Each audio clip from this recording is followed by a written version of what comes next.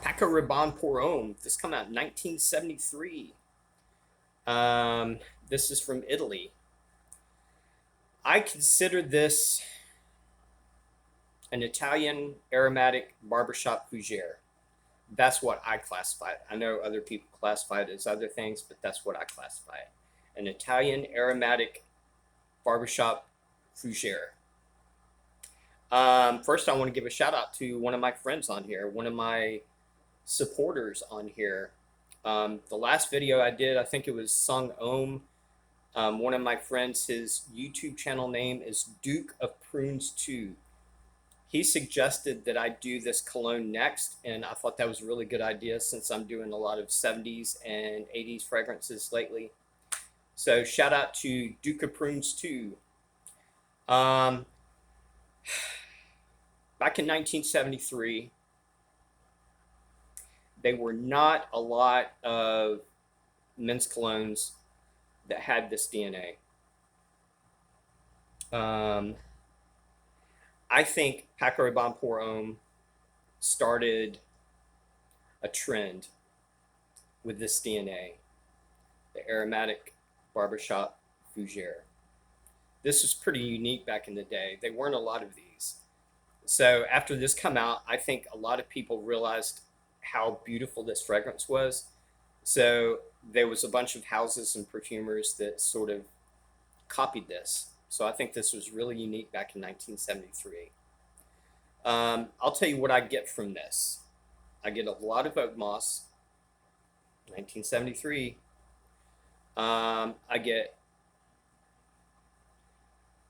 a clean, soapy vibe.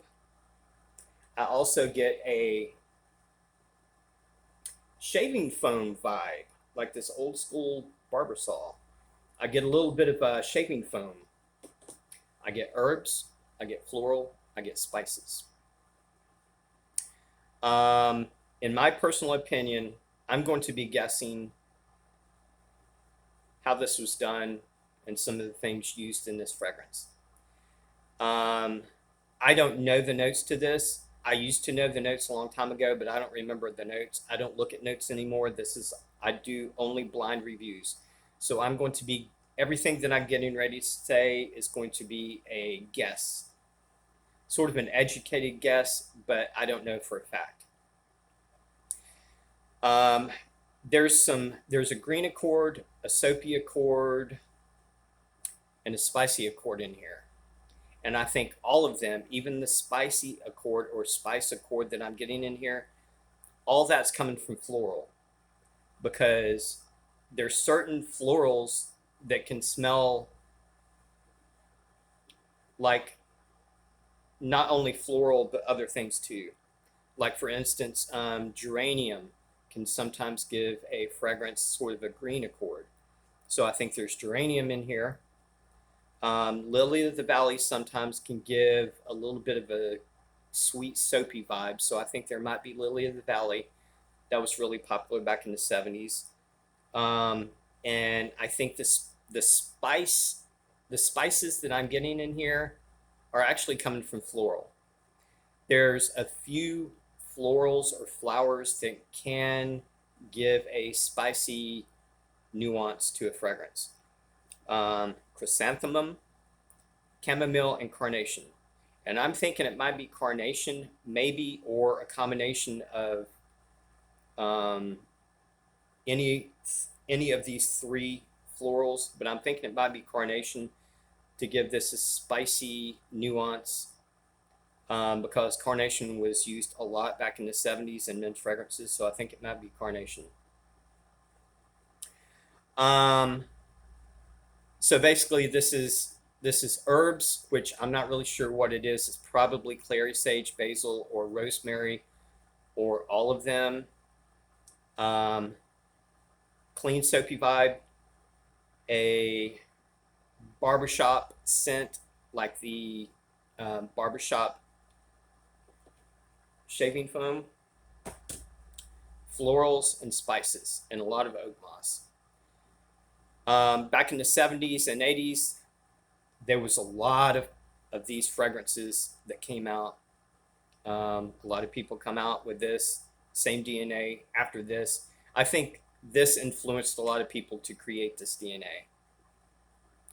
But back then, if I'm correct that there's florals in here creating different accords other than floral, if I'm right about that, the perfumer was brilliant on doing that, and he did a fantastic job on this because I think the way this is composed and the blending of this fragrance is exceptional. I think this is fantastic.